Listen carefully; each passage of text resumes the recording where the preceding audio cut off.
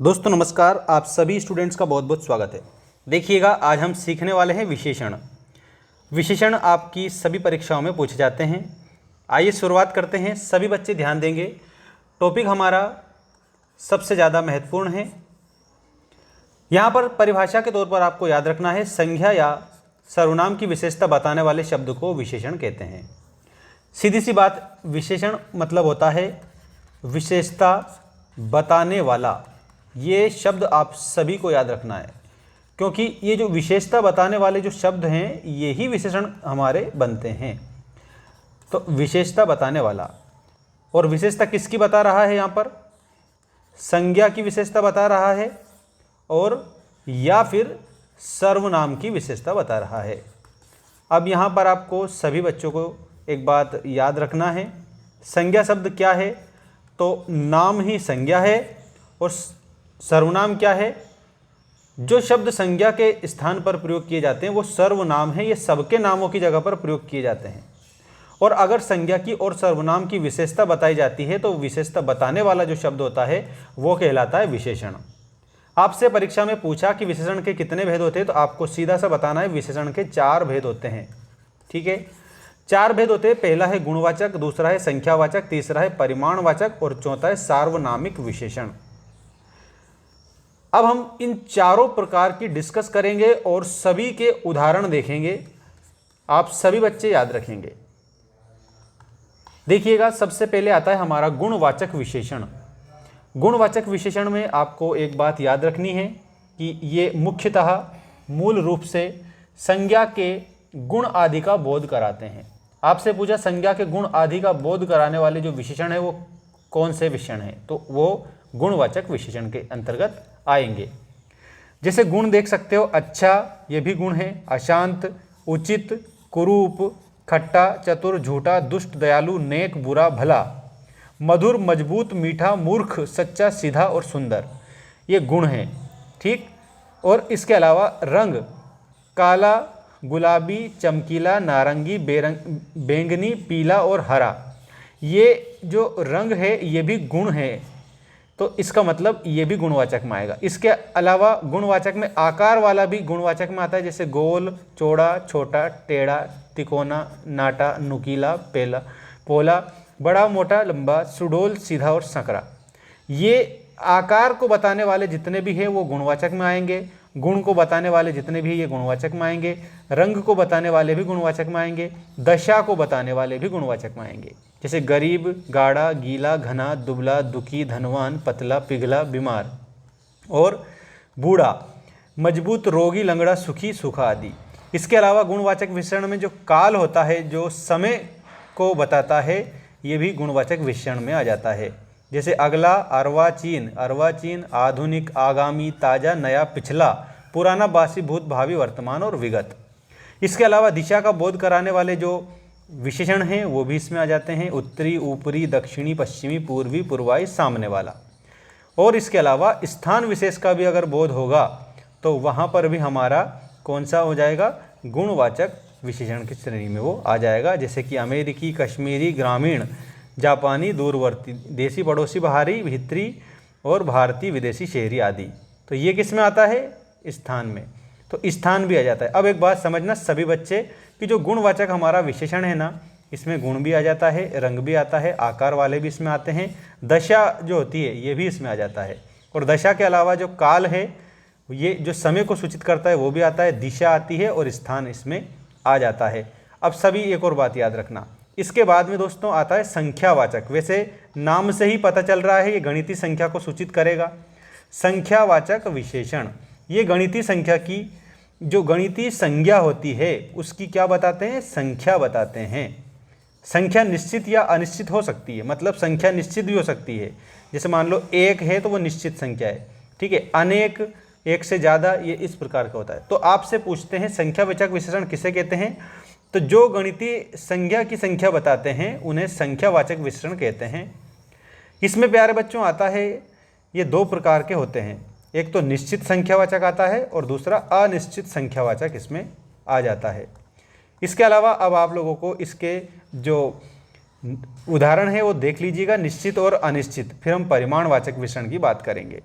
निश्चित संख्यावाचक में देखिएगा, जैसे 5 छात्र, 100 आदमी, आधा पानी, 2 लड्डू, 2/3 फसल, 1.25 सेर गेहूँ, 4 लोग, 350 रुपये, 2 सही 1/4 गुना, दाम 21वीं सदी, पहला सोपान, तीसरी दुनिया, 9वीं कक्षा, 5 औरतें, हर एक आदमी, प्रत्येक लड़का। इसका मतलब यहाँ पर ये निश्चित संख्या है। अगर निश्चित संख्या है तो वहाँ पर आप लोगों को निश्चित संख्यावाचक विशेषण, जो कि हमारा संख्यावाचक विशेषण का भेद है। इसके बाद में अनिश्चित जो संख्या है जिसका कोई निश्चित नहीं है, जैसे काफ़ी लोग थे, अब कितने लोग थे पता नहीं है। बहुत मसाला, कितना मसाला, बहुत ज़्यादा लेकिन पता नहीं कितना है। सब मकान, अब इसमें गिनती नहीं लगाइए। सैकड़ों लोग, कम चीनी, थोड़ा चावल, 3-4 आदमी, पर्याप्त दूध, काफ़ी सामान, कई पुस्तकें। अब 3-4 या तो 3 भी हो सकते हैं या 4 भी हो सकते हैं, इसका भी कोई निश्चित नहीं है, तो ये अनिश्चित संख्यावाचक में आ जाएगा। इसके बाद में विशेषण का चौथा जो भेद है उसको पहले पढ़ने से पहले हम तीसरा भेद पढ़ेंगे, परिमाणवाचक विशेषण। फिर ये सार्वनामिक हमारा 4 वाला रहेगा। परिमाण का मतलब ये अगणनीय संख्या जो होती है उसको परिमाण बताते हैं, अगणनीय संज्ञा का परिमाण बताते हैं। ये परिमाण निश्चित या अनिश्चित हो सकती है। इस दृष्टि से ये भी 2 प्रकार के हैं, एक तो निश्चित परिमाणवाचक और एक अनिश्चित परिमाणवाचक। अब परिमाण में क्या क्या आता है, इसमें मापतोल की सब चीज़ें आ जाती है, ये आप सभी बच्चों को याद रखना है, ठीक है। मापतोल से रिलेटेड आ जाती है। जैसे निश्चित में 1 लीटर तेल, 5 किलो चीनी, 2.5 मीटर कपड़ा, लोटा भर पानी, 2 फुट छड़ी आदि। अनिश्चित में क्या आता है, अनिश्चित परिमाणवाचक में जैसे थोड़ा दूध, ठीक है, मापतोल की बात हम कर रहे हैं, याद रखना। परिमाण में मापतोल से रिलेटेड सब आ जाएगा।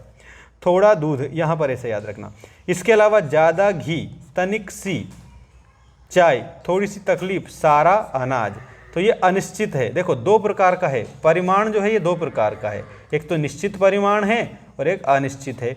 निश्चित में संख्या जो है वो मापतोल की जो संख्या है वो कैसी रहती है, वो निश्चित रहती है, ठीक है। और अनिश्चित में कोई निश्चित नहीं रहती है, थोड़ा दूध तो अधूरा काम, इस प्रकार से।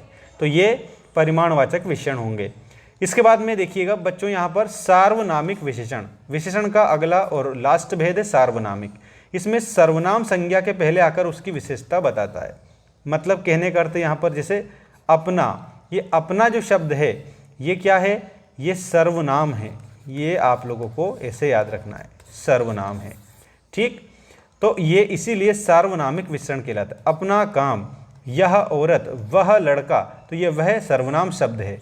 ये भी सर्वनाम शब्द है। कोई, ये भी सर्वनाम शब्द है। इस, ये भी सर्वनाम है। इन, ये भी सर्वनाम शब्द है। और सर्वनाम के बाद में आती है संज्ञा, ठीक है, या फिर क्रिया आ जाती है। तो अपना काम, वह औरत, वह लड़का, कोई किताब, इस बच्ची की, इन लड़कों की, कौन सी किताब, ऐसा लड़का, वैसा आदमी, ऐसी वैसी पुस्तक, जैसा नाम, मेरा फोटो। कुल मिलाकर सर्वनाम का मतलब ही है कि जो सबके नामों की जगह पर आ रहा है, और इसमें सर्वनामिक विशेषण में पहले सर्वनाम प्रयोग किया जाता है। ऐसा आप सभी बच्चों को याद रखना है। अब देखो मैं आपको बता देता हूँ, अभ्यास के तौर पर आपसे परीक्षा में प्रश्न पूछा विशेषण किसे कहते हैं, तो आपको बात बताना है संज्ञा या सर्वनाम की विशेषता बताने वाले शब्दों को, संज्ञा या सर्वनाम की विशेषता बताने वाले शब्दों को, विशेषता बताने वाले शब्दों को विशेषण कहते हैं। क्या कहते हैं दोस्तों, विशेषण कहते हैं। अब विशेषण के उदाहरण, उनके भेद बताइए। तो विशेषण कितने प्रकार के होते हैं, 4 प्रकार के होते हैं। कितने प्रकार के होते हैं, 4 प्रकार के होते हैं। चारों प्रकार की हमने डिस्कस यहाँ पर करी है। अब 4 प्रकार में दोस्तों आप देख सकते हो, सबसे पहला प्रकार तो गुणवाचक क्रिया विशेषण है, विशेषण है, ओनली विशेषण, नोट क्रिया विशेषण। इसके बाद संख्यावाचक विशेषण है, इसके बाद में परिमाणवाचक विशेषण है, और उसके बाद में सार्वनामिक विशेषण है। इस प्रकार के विशेषण जो होते हैं इनके 4 भेद हमारे हो जाएंगे। और विशेषण में आपसे अगर मान लो गुण पूछा है तो आप गुण बताएंगे, संख्यावाचक पूछा है तो संख्यावाचक बताएंगे, परिमाण मापतोल वाला पूछा है तो मापतोल वाला बता देंगे, और अगर सर्वनाम शब्द आपको दिखते हैं तो वो सर्वनामिक विशेषण होते हैं। ये भी आपको याद रखना है।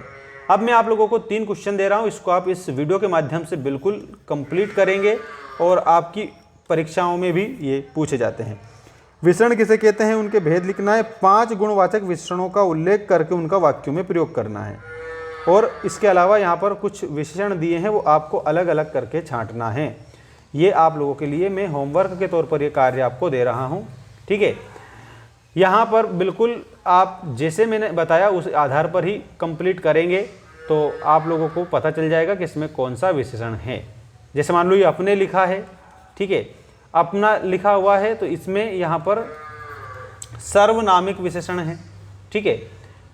इसके अलावा यहाँ पर ये मेला लिखा हुआ है, जैसा लिखा है, गोल लिखा है, ठीक है, ऐसा लिखा है, ग्रामीण लिखा है। ये अभी हमने जो पढ़ा है उसके आधार पर ही आप इसका जवाब देंगे। और याद रखिएगा सारे इसमें जितने भी लिखे अभ्यास आप अच्छे से करेंगे। किसी प्रकार की अगर आपको समस्या आती है तो हमें कमेंट करके ज़रूर आप बताएंगे। और आप लोगों के लिए हमारा जो ऐप है उसकी लिंक मैंने चैनल के अबाउट सेक्शन में सबसे ऊपर डाल रखी है। चैनल के अबाउट सेक्शन में जाके आप इसको कंप्लीट इंस्टॉल कर लेना अपने मोबाइल में, और वहाँ पर जो हमने कोर्स दे रखा है उसको भी आप परचेस कर सकते हैं। मिलते हैं नेक्स्ट वीडियो में। धन्यवाद। जय हिंद, वंदे मातरम।